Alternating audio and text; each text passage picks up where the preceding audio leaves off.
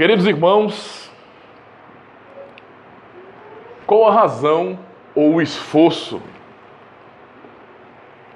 Qual a razão para o esforço, na verdade, para que você seja um cristão genuíno? Qual a motivação que há no seu coração para servir a Cristo, para estar no caminho do Senhor? Qual a motivação para vir à igreja, participar do culto? Nós temos que pensar sobre isso. Porque apesar de tantas falhas, de tantas vezes você mesmo perceber as grandes dificuldades que você enfrenta, você continua ainda se esforçando para servir ao Senhor.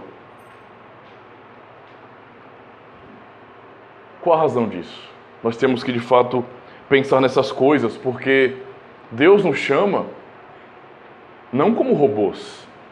Quando nós pensamos na soberania de Deus, no seu cuidado absoluto, no seu poder sobre todas as coisas, quando nós ouvimos acerca do poder de Deus, desde aquilo que é maior, o universo que nós contemplamos, aquilo que é, menor, menos complexo, tudo isso está nas mãos do Senhor. Mas mesmo assim, o Senhor não nos criou como robôs, que obedecem ordens sem pensar, sem ter vontade, sem ter desejo. Pelo contrário, o Senhor nos torna participantes reais da vida. Nós estamos aqui, estamos sentindo, estamos desejando. Somos tentados, caímos. E aqueles que fazem parte do povo de Deus, muitas vezes acertam pela graça de Deus. Embora Deus opere em nós tanto o querer como o agir, segundo a sua boa vontade, ainda assim é Ele quem nos convence, é Ele quem nos transforma, e é Ele quem de fato muda o nosso coração para desejarmos aquilo que vem dEle. Nós não somos robôs, nós participamos. E isso de fato mostra que deve haver uma motivação real em servir a Deus, porque nós podemos simplesmente nos adaptar ao sistema, aquilo que é externo. Isso não muda o fato de que nós continuamos sendo tentados e caímos muitas vezes. E por experiência, por nossa própria experiência de vida, nós podemos dizer que de fato, muitas vezes, seguir no caminho do Senhor é algo dificílimo. Às vezes nós somos acometidos por dores, por derrotas, por dificuldades, por coisas ruins mesmo. E às vezes o diabo e o mundo usam essas coisas para tentar nos afrontar. Onde está o seu Deus? Ou então tentar nos fazer desistir, para que se dedicar tanto em servir a Cristo? Por que ser fiel em ir à igreja e ouvir a pregação do Evangelho? Por que ser um membro ativo da Igreja de Cristo? Você não está vendo como a sua vida é difícil por causa disso? O diabo e o mundo tentam nos convencer que isso não vale a pena. Que não vale a pena você, de fato, entregar a sua vida a Cristo e dizer assim: Senhor, eu vou te servir de todo o meu coração. O mundo quer nos convencer do contrário, que isso não vale a pena. E esfrega em nossas vidas o tempo todo, em nossa cara, que o caminho de fato é bastante estreito, é bastante apertado, e nós passamos com bastante dificuldade. Hoje aprenderemos justamente, irmãos, sobre a grande motivação para seguir a Jesus Cristo. Esse é o tema do sermão desta noite. O texto que nós iremos aprender hoje, numa pequena exposição, é o texto do Evangelho de Lucas, capítulo 8. Evangelho de Lucas, capítulo 8. Apenas os 3 primeiros versículos, verso 1 a 3. Lucas 8, do 1 a 3.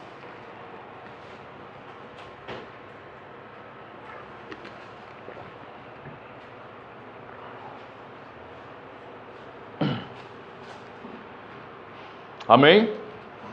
Diz assim a palavra do Senhor. Aconteceu depois disso que andava Jesus de cidade em cidade e de aldeia em aldeia, pregando e anunciando o evangelho do reino de Deus, e os 12 iam com ele. E também algumas mulheres que haviam sido curadas de espíritos malignos e de enfermidades. Maria, chamada Madalena, da qual saíram 7 demônios, e Joana, mulher de Cusa, procurador de Herodes, Susana e outras, e muitas outras, as quais lhe prestavam assistência com os seus bens. Esse é o texto da nossa reflexão.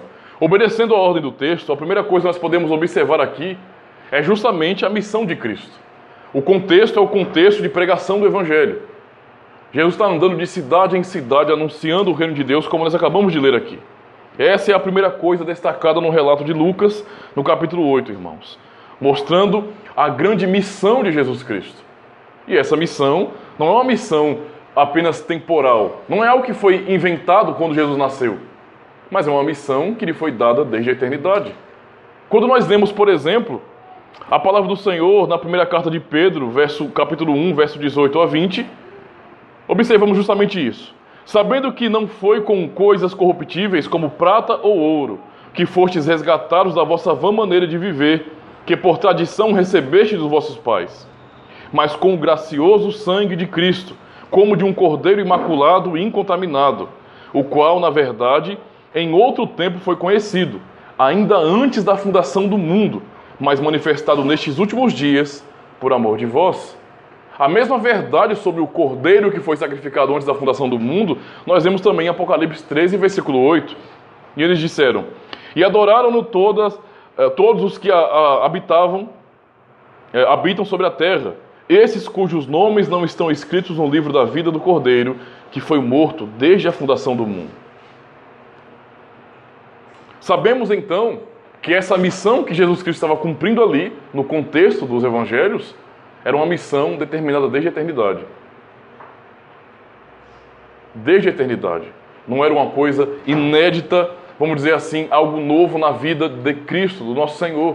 Mas ele foi determinado pelo Pai desde a eternidade para cumprir aquele ofício, para fazer tudo o que ele estava fazendo ali.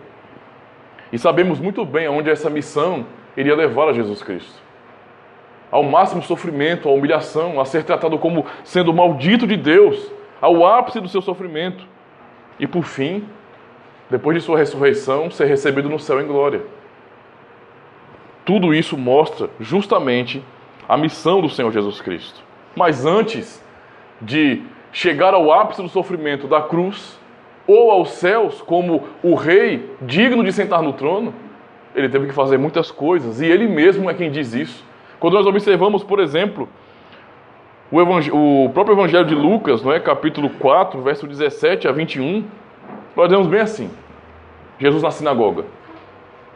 Foi-lhe entregue o livro do profeta Isaías, e abrindo, achou o lugar em que estava escrito: o Espírito do Senhor está sobre mim, porquanto me ungiu para anunciar boas novas aos pobres. Enviou-me para proclamar libertação aos cativos e restauração da vista aos cegos, para pôr em liberdade os oprimidos e para proclamar o ano aceitável do Senhor. E fechando o livro, devolveu ao assistente e sentou-se. E os olhos de todos nas sinagogas estavam fitos nele. Então começou a dizer-lhes: hoje se cumpriu esta escritura aos vossos ouvidos. Jesus abriu os pergaminhos ali, não é, o texto do livro do profeta Isaías, no capítulo 61, verso 1 a 2. E aquilo que ele leu, ele disse àqueles que estavam ouvindo na sinagoga: isso que eu acabei de ler, que vocês conhecem muito bem, fala a respeito de mim. Hoje se cumpriu essa palavra. Hoje vocês ouviram a verdade sobre essa profecia. Sou eu que estou aqui. Nessa vida de pregação do Evangelho, aqui nesse mundo, Jesus tinha, na verdade, uma verdadeira escola, um verdadeiro colégio apostólico. Porque tudo que ele fazia, os seus discípulos iam com ele. Os seus apóstolos mais próximos ali estavam o tempo todo com Jesus Cristo, aprendendo os seus ensinamentos, aprendendo, não é, por meio das suas exortações, por meio do consolo do Evangelho. Eles estavam aprendendo em uma verdadeira escola. Antes, então, de levar adiante a sua obra, ele preparou os seus apóstolos. Toda a cura, toda a libertação, tudo aquilo que ele realizou mostrava justamente a sua maravilhosa obra. E não somente os apóstolos, mas nós lemos aqui no texto, um destaque muito grande no texto, sobre as mulheres. Haviam mulheres que seguiam Jesus Cristo. E eram, de fato, mulheres dedicadas em servir a eles, em servir a Cristo, em participar da obra do Evangelho. Mulheres, de fato, dedicadas ao Senhor. E aqui nós já vemos, de maneira bastante clara, estabelecido o princípio de que todos no corpo de Cristo, cada membro do corpo de Cristo, nesse sentido, tem um ofício geral de cristão e, como tal, precisam dedicar as suas vidas ao serviço do Senhor. E isso, de fato, é bastante claro. Nós não podemos olhar para a igreja e pensar bem assim, que homens e mulheres, nesse sentido, têm uma certa separação em que homens trabalham, se esforçam, fazem a obra de Deus e as mulheres não. Às vezes o pensamento do mundo diz que se a mulher não tiver um ofício, não é? Como, por exemplo, o ofício de pastor, de presbítero, de diácono, a mulher não tem função na igreja. A mulher não faz nada na igreja. Nós observamos aqui no relato de Lucas que é completamente o contrário. Na missão de Cristo, as mulheres estavam participando de maneira bastante clara. O que nos mostra que homens e mulheres, na missão dada nesse sentido a Cristo e na grande comissão, aquilo que Ele nos deu a fazer, mulheres têm um papel fundamental, bem como os homens. Todos participavam então, não é, de uma forma ou de outra, da obra de Cristo. E isso de fato é uma honra muito grande, irmãos. Para aqueles apóstolos ou para aquelas mulheres ali, aquilo não era uma coisa simples. Eles estavam participando da missão. Entendam que a missão de salvar não é nossa. Nós não somos chamados a salvar ninguém. Nós não somos salvadores.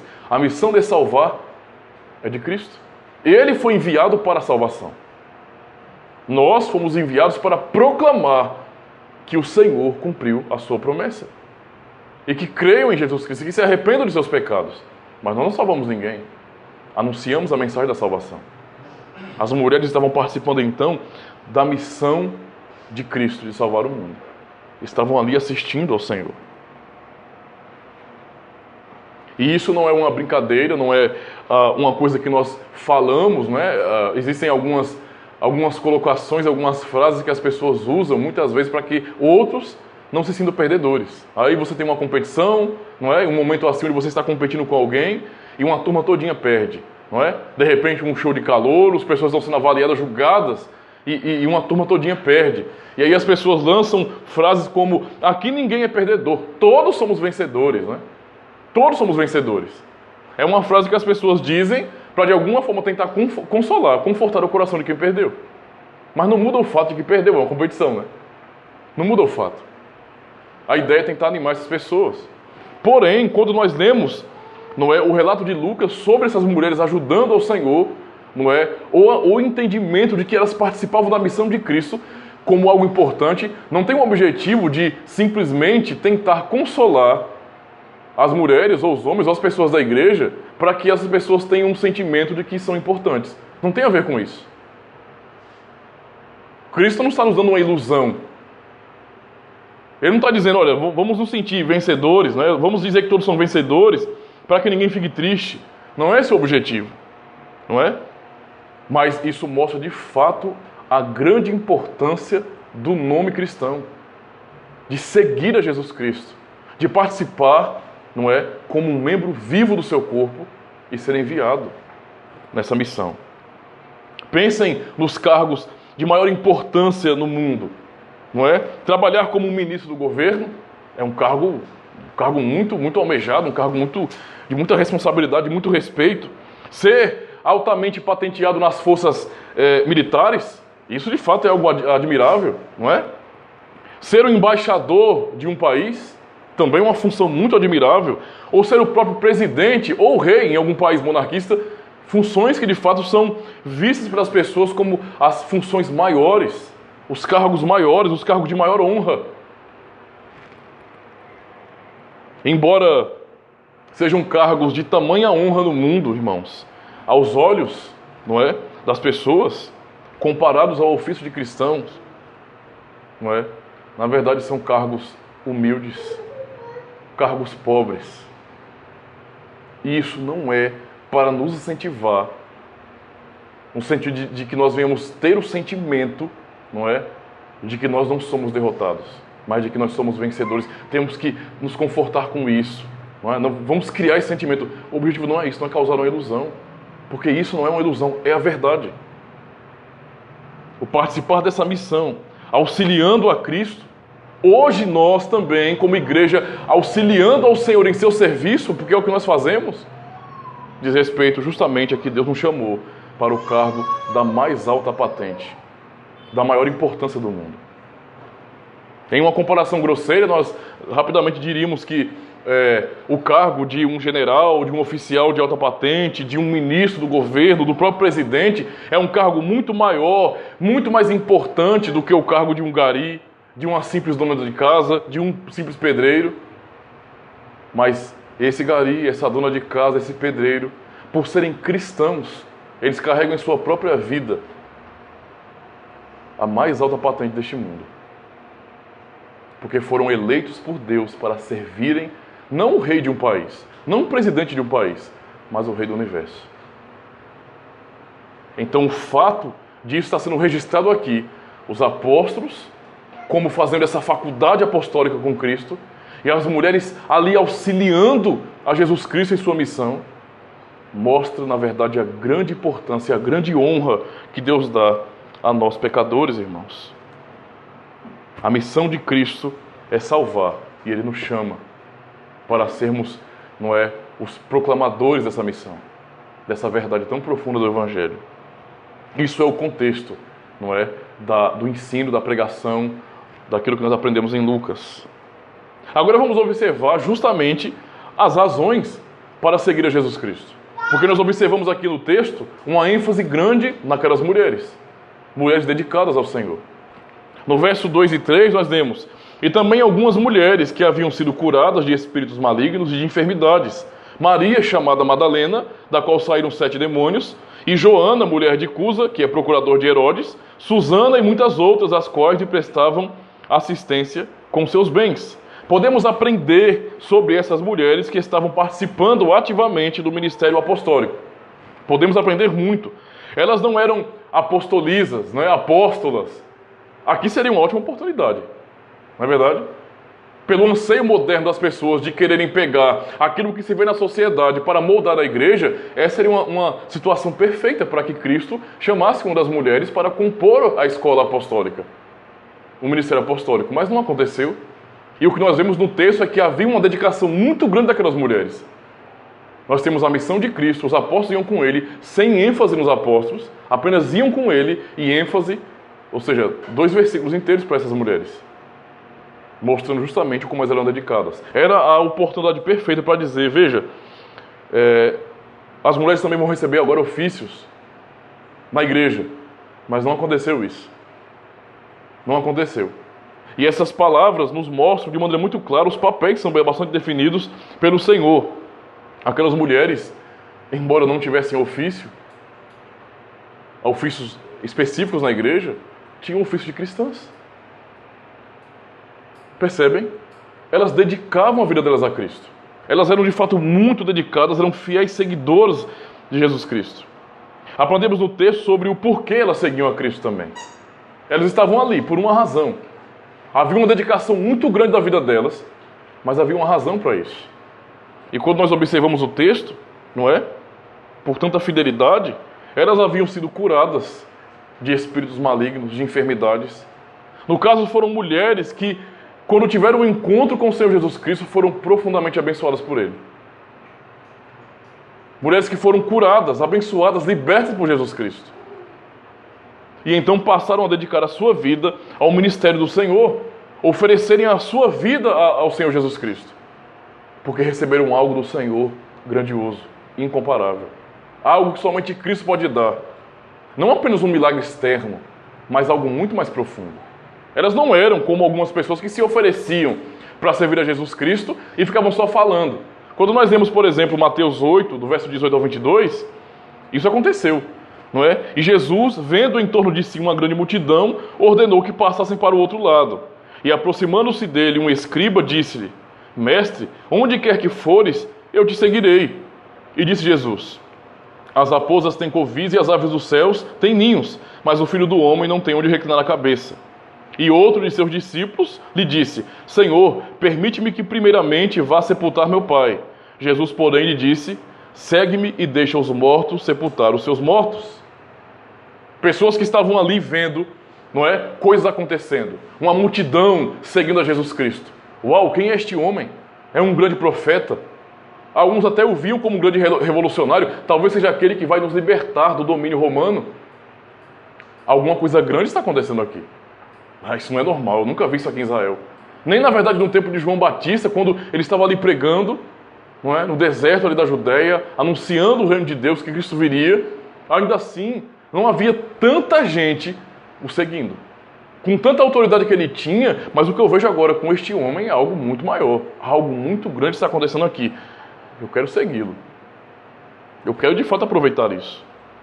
Observe que nenhum daqueles que questionaram, que perguntaram na multidão, que se ofereceram na multidão, eles tinham motivações realmente santas. Motivações realmente necessárias para servir a Jesus Cristo. Tanto é que eles tinham preocupações secundárias. E essa é a razão do porquê Cristo foi tão duro em suas palavras. Não é? Aquele escriba que disse, eu vou te seguir para onde quer que o Senhor for. A resposta de Jesus Cristo não é uma resposta lisa, não. Simples, não. Ele bate a real, ele fala a verdade. Não é? Cortando aquele escriba. A mesma coisa ele diz para aquele que, não, Senhor, eu quero, é claro que eu quero participar disso. Isso é muito bom, mas eu tenho algumas coisinhas para resolver primeiro. Então, primeiro eu faço o que é para mim, depois o que sobrar eu dou para o Senhor. Não é? O que sobrar da minha vida eu dedico ao Senhor. Mas primeiro eu.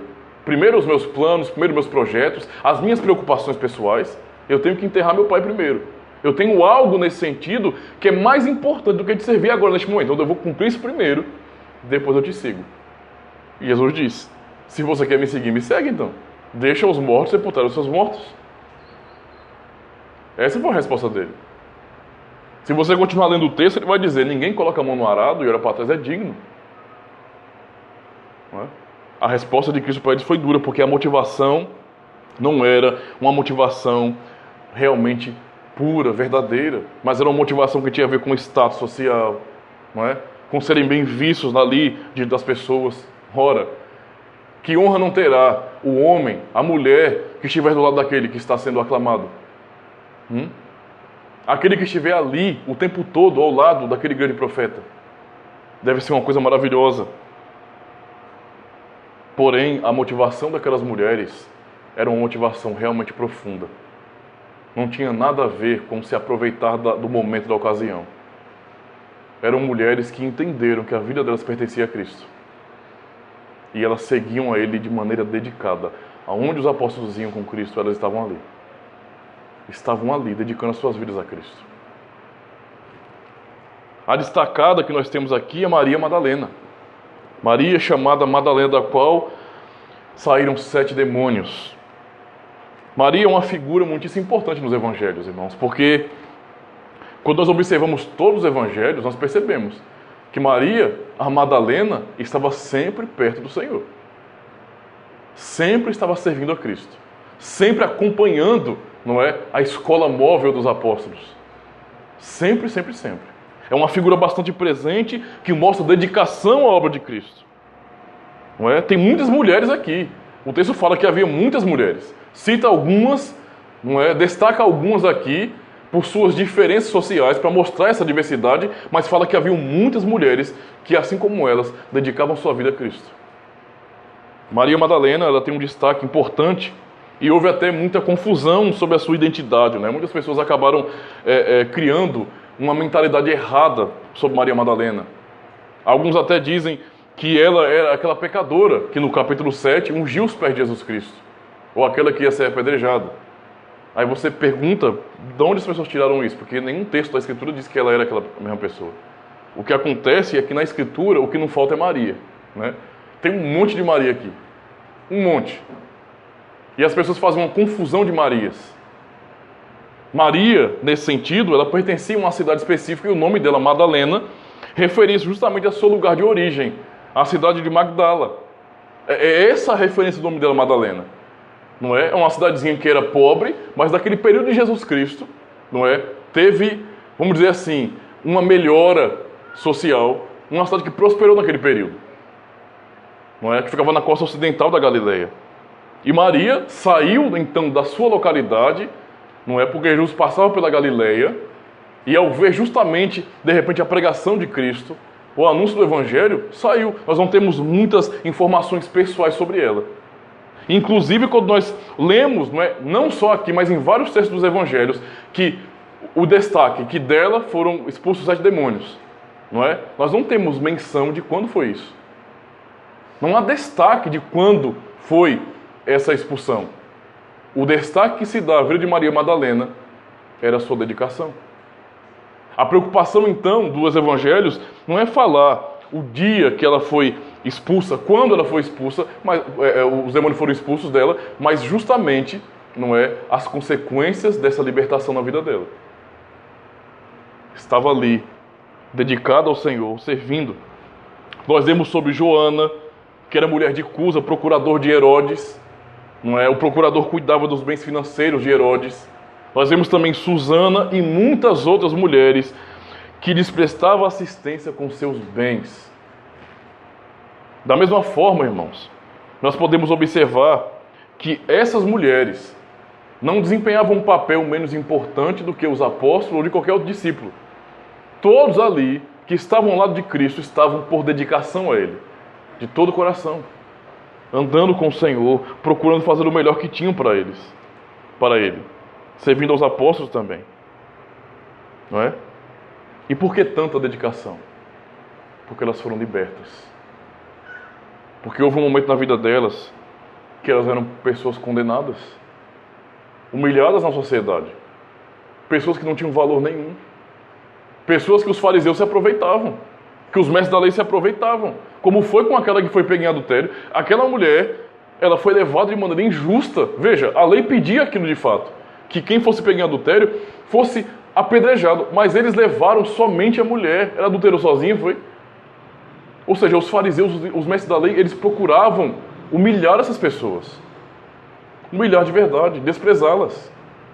Quando elas têm um encontro com Cristo, na sua missão de pregação do Evangelho, elas são completamente transformadas por Ele.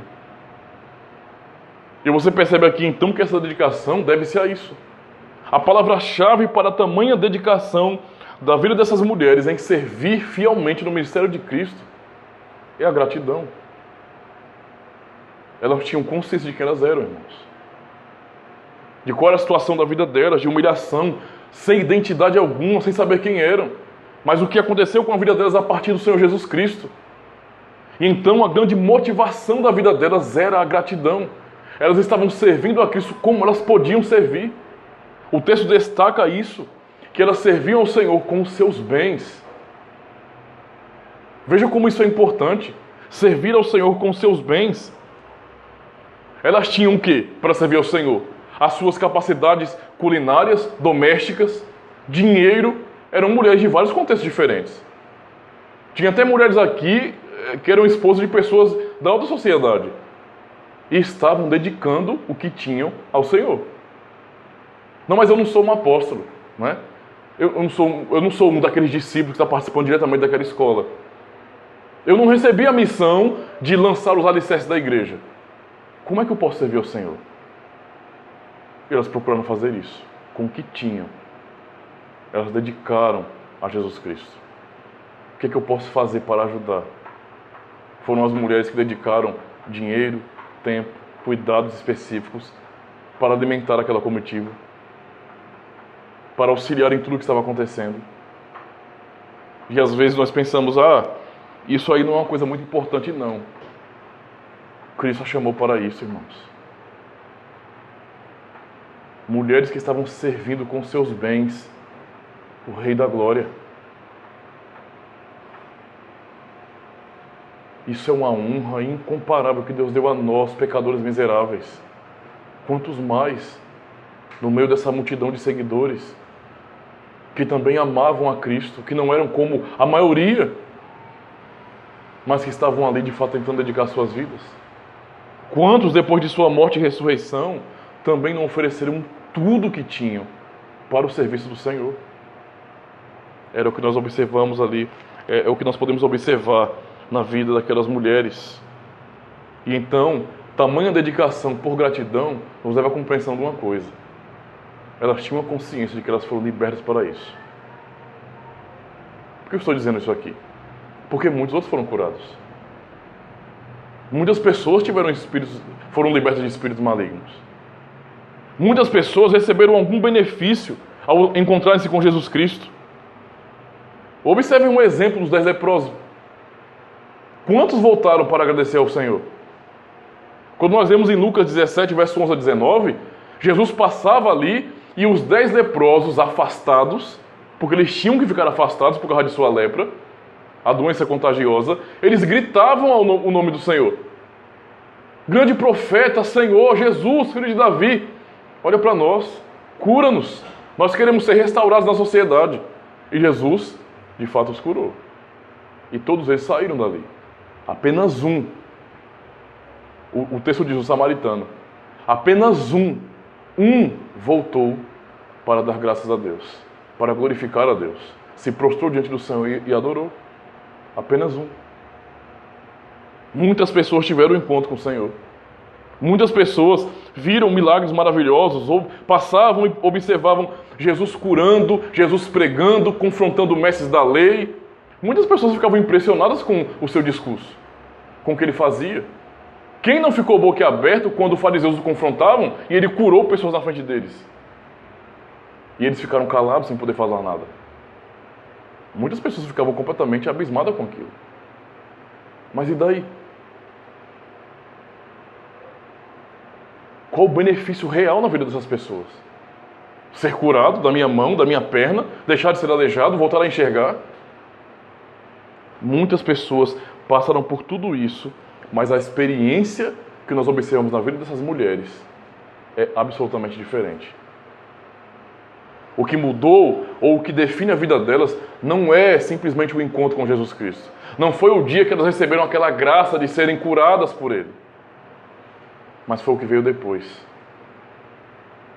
Como veio no coração daquele único leproso, que ao ser liberto da sua lepra, voltou e deu glória a Deus.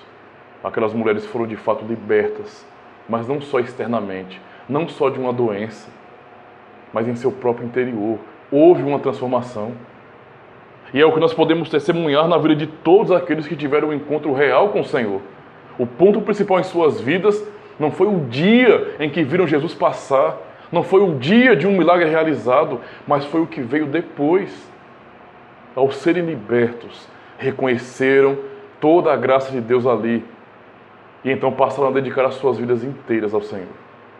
Reconheceram Cristo, nos libertou para servi-lo. Então vamos servi-lo de todo o coração. Aquelas mulheres estavam vivendo assim. O que tinham, os seus bens, elas dedicavam ao Senhor. Essa é a verdadeira libertação. A verdadeira libertação. Não é? Foi para isso que Jesus também nos libertou hoje. Ao observar o testemunho na vida dessas mulheres aqui, nós só podemos pensar numa coisa, irmãos. E fazer a pergunta a nós mesmos. Por que você é um cristão? Para que Cristo te libertou? Qual a razão de você confessar o nome dele? De estar aqui? De dizer, eu creio, Senhor? Qual a razão disso? Nós precisamos de fato responder isso a nós mesmos e fazermos essa análise em nossa própria vida. Aquilo que aconteceu com aquelas mulheres, com os apóstolos, com o apóstolo Paulo depois e com muitos outros, foi algo que transformou suas vidas, que de fato deu motivação real para seguir a Cristo, motivação que é a gratidão. Depois que conheceram de verdade o Filho de Deus, não apenas uma manifestação externa do seu poder, mas a manifestação interna da transformação que Ele dá, dedicaram sua vida ao Senhor. Foi por isso que Paulo podia dizer, não é? Ele diz em Gálatas 2:20, já estou crucificado com Cristo, e vivo não mais eu, mas Cristo vive em mim. E a vida que agora vivo na carne, vivo-a pela fé no Filho de Deus, o qual me amou e se entregou a si mesmo por mim. É uma dedicação real ao Senhor, por reconhecer quem nós éramos. Pecadores miseráveis, sem nenhuma condição de sair. Nós aprendemos hoje pela manhã sobre a ingratidão. Nós observamos um exemplo textual de ingratidão. E agora vemos algo oposto. As consequências da gratidão em nossas vidas. E só é de fato grato quem foi liberto, irmãos. Isso é um ponto essencial para entendermos. Só é de fato grato ao Senhor e dedica a vida como essas mulheres, como os apóstolos e tantos outros, quem de fato foi liberto por Ele. Pessoas que não foram libertas por Jesus Cristo não conseguem ver graça, ver amor, não conseguem ter motivação real para servi-lo. É só uma questão de um golpe de sorte. Ele estava passando, eu estava ali, Por que não? Cura-me. Estou beneficiado, vou embora para casa agora. É algo muito mais profundo do que isso.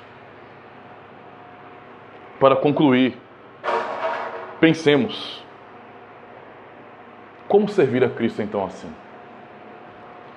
Como dedicar nossa vida inteiramente ao Senhor? Ora, não somos apóstolos. Você não é um pastor, pelo menos não ainda. Não é um oficial da Igreja de Cristo. Então, como servir ao Senhor com tamanha dedicação? A primeira coisa que aprendemos é que é necessário reconhecer quem você é. Você precisa reconhecer aonde você estava, quem você é, qual a sua real identidade, um miserável pecador, em qual condição você estava. E então reconhecer que você estava andando a passos largos para o inferno. Que cada dia da sua vida sem Cristo, você dava um passo a mais rumo à perdição. E foi nesse estado que ele te encontrou. E ele mesmo diz: pois o Filho do Homem veio buscar e salvar o que estava perdido. Lucas 19, verso 10. E ainda, esta afirmação é fiel e digna de toda aceitação. Cristo Jesus veio ao mundo para salvar os pecadores, dos quais eu sou o pior. É o que Paulo diz a Timóteo, na primeira carta, versículo 15. Capítulo 1, versículo 15. É necessário também reconhecer que Ele, e somente Ele, nos salvou. Aquelas mulheres tinham muita consciência de quem havia as salvado, as libertado. Por isso, dedicaram as suas vidas a servi-lo. Ele me libertou. Ele me deu um nome. Ele me tirou das trevas. Como não servi-lo? Como não dedicar a minha vida a Ele? Aprendemos também que para servir a Cristo de verdade é necessário justamente isso. Gratidão. Ninguém, entendam isso, ninguém jamais poderá servir a Cristo de verdade se não for por gratidão. Ninguém. Ninguém conseguirá arrumar forças se não tiver o combustível da gratidão. É por reconhecer o que Ele nos fez. E é por isso que nós somos chamados a darmos graças ao Senhor. Deem graças em todas as circunstâncias, pois esta é a vontade de Deus para vocês em Cristo Jesus. É o que nós lemos na primeira carta de Paulo aos Tessalonicenses, capítulo 5, versículo 18. E ainda o reconhecimento nos Salmos: mudaste o meu pranto em dança, a minha veste de lamento em veste de alegria, para que o meu coração cante louvores a ti e não se cale. Senhor meu Deus, eu te darei graças para sempre. Salmo 30, verso 11 a 12. Essa era a gratidão que estava no coração daquelas mulheres. Por isso, não tinha isso de ficar se perguntando: nossa, será que não existe algum carguinho aí para mim servir a Cristo de uma maneira maior? Não. O que nós temos, nós entregaremos ao Senhor. Como nós podemos de fato auxiliar? Como podemos ser úteis ao Senhor?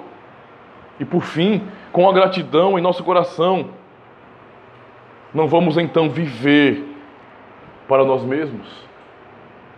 Somente pessoas egoístas, que não conhecem o Senhor libertador, que ainda têm algemas em sua vida, é que não conseguem reconhecer essa graça. É que não conseguem demonstrar gratidão em suas vidas. Apesar de nossos pecados, apesar de nossas falhas, caímos todos os dias, mas ainda assim, irmãos, naqueles que são salvos por Jesus Cristo, que foram libertos, há gratidão verdadeira. Nós caímos e o esforço para ficarmos de pé novamente, para chegarmos diante dele e pedir perdão, é por essa gratidão. A gratidão deve ser de fato a grande motivação para nós virmos aqui, ao culto, para mantermos fiel a palavra de cristão. Não há outra razão para isso. Gratidão. Aquelas mulheres então dedicaram a sua vida. É um raciocínio simples. É um raciocínio simples. Se nós queremos servir ao Senhor, se reconhecemos o que Ele fez por nós e queremos servi-lo, então iremos servir. Iremos servir. Com o que tivermos, iremos servir ao Senhor. É estranho que alguns cristãos fiquem se perguntando: meu Deus, parece até a igreja dos X-Men, né? Não é? Qual é o seu poder? Né? Qual é o seu dom? Qual é o seu... Mas que negócio é esse? Aquele que quer servir, serve. Ele ama o Senhor, ele é grato, ele vai dedicar sua vida ao Senhor. E fazer aquilo que de fato tem que fazer. Ser um cristão, dar testemunho. Procurar fazer a vontade do Senhor. Ainda com suas falhas, ele vai mais uma vez se levantar. E mesmo que chorando, ele vai de fato fazer a vontade do Senhor. Se arrepender. Né? E assim muitas pessoas no passado tiveram um papel fundamental na igreja. E esse papel fundamental significa que elas tiveram um papel fundamental na missão que foi dada a Cristo. Todos nós não somos salvadores, mas participamos da missão do Salvador. Fomos salvos por Ele e anunciamos a mesma verdade. Ele é quem salva e somente Ele. Somos chamados a isso. Todos vocês que estão aqui, então, cada um de nós, irmãos, temos que de fato pensar nisso, não é? Quais são os bens em nossas vidas? Aquelas mulheres todas reunidas, elas dedicaram os seus bens a Jesus Cristo. Assistiram ao ministério do Senhor. E temos que nos perguntar, ora, o que são bens? Quais são os bens em nossas vidas? O que nós temos de precioso em nossas vidas? O que é nosso? E pensando nisso é que nós servimos ao Senhor, porque elas deram o que era delas. Os seus bens. Toma, Senhor, é teu. Eu estou aqui para ser útil. Cristo está pregando com os seus discípulos e eles estão com fome. Eu não vou olhar aquilo e ficar agindo como se eu não fosse responsável por aquilo. Eu vou ajudar. Eu vou fazer alguma coisa. Então, o que nós temos como bem de nossas vidas? Você é o quê? Um pedreiro? É um pedreiro que você é? É um carpinteiro? É alguém que trabalha em qualquer outra área da sociedade? Sirva a Cristo com isso. Se isso é um bem na sua vida, entregue a Ele. Senhor, eu trabalho. É para o Senhor. Eu devo satisfação a um patrão humano, mas é para o Senhor que eu trabalho. É ao Senhor que eu dedico o suor do meu rosto. Eu procuro ser o melhor que eu faço no meu trabalho por causa disso. Porque eu não estou fazendo isso para homens. Eles recebem sim os benefícios disso, como eu também, mas é para o Senhor que eu trabalho. Esse é o bem que eu tenho, eu vou entregar a Cristo. Não vou desperdiçar minha vida com qualquer outra coisa, nesse sentido, que seja inútil, que eu não possa servi-lo. Mas o que eu fizer neste mundo, eu quero dedicar a Ele. Seja meu trabalho, seja a escola, seja a faculdade, o meu estudo, dedicarei ao Senhor. É o bem que eu tenho. Aquelas mulheres deram aquilo que elas tinham, seus bens, para servir também, para serem úteis ao ministério de Cristo. É assim que nós somos ensinados pelo Senhor. Porque o amor de Cristo nos constrange, julgando nós assim, que se um morreu por todos, logo todos morreram. E Ele morreu por todos, para que os que vivem não vivam mais para si mesmos, mas para aquele que por eles morreu e ressuscitou. Segundo aos Coríntios 5, 14 e 15. Ele nos chamou para isso, para servi-lo. Ele quebrou as nossas cadeias para servirmos a Ele, e somente a Ele. Seu bem é a sua família, e eu sei que é. São seus filhos, é o seu casamento. Cristo está nos chamando para servi-lo com os nossos bens. É a minha família, meus filhos, é o meu casamento. Então é isso que eu entregarei ao Senhor. Eu estou aprendendo aqui que eu devo servir ao meu Senhor com a minha família, com os meus filhos, com o meu casamento. Tudo isso que é bem em minha vida, eu oferecerei a Ele. É isso que nós estamos aprendendo aqui com a vida daquelas mulheres. Entregar os seus bens, a sua própria vida ao Senhor. Foi o que Josué fez. Josué 24 e 15. O que nós demos é, porém, se vos parece mal aos vossos olhos servir ao Senhor, escolhei hoje a quem servais. Se aos deuses a quem serviram vossos pais, que estavam além do rio, ou aos deuses dos amorreus, em cuja terra habitais. Porém eu e minha casa serviremos ao Senhor. O bem que eu tenho à minha família, eu entregarei a minha família ao Senhor. Eu dedicarei a minha vida em honrar o Senhor com a minha família.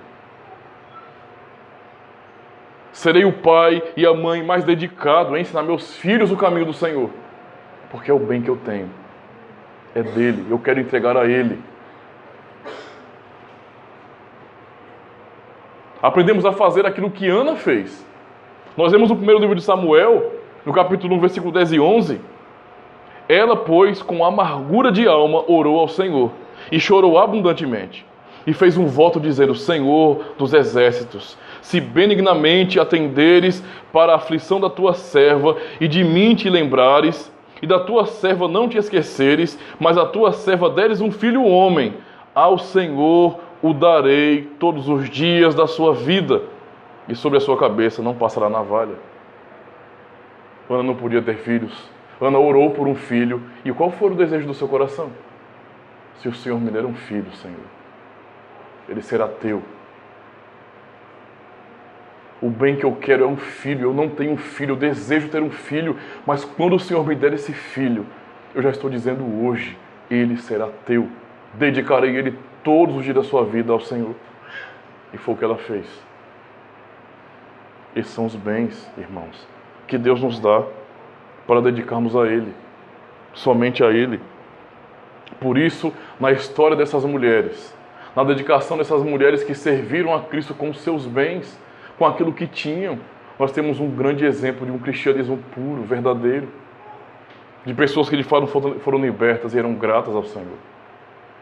Pense então em sua vida, naquilo que você tem, na sua própria vida.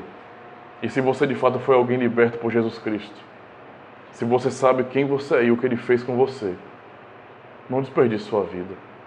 Dedique isso ao Senhor. Entregue a Ele. Se você de fato o ama e o quer seguir de verdade. Se você quer ser como esses aqui. Senhor, eu quero ser útil. Eu quero ser útil na sua obra. Eu quero ajudar com aquilo que for necessário, Senhor. Eu quero que minha vida seja uma pedra viva na tua igreja, para que o Senhor seja honrado em tudo. Esse deve ser o desejo do nosso coração, por gratidão, porque Ele nos libertou para isso, para servi-lo. Amém. Amém.